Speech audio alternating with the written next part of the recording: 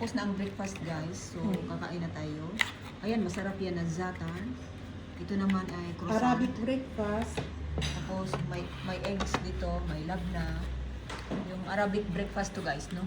And of course, hindi mawala yung Black. olives. Meron din tayong manais, cheese.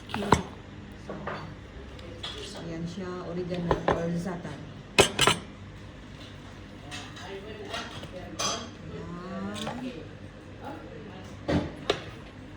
Ito guys, healthy cheese, white cheese. Ayan.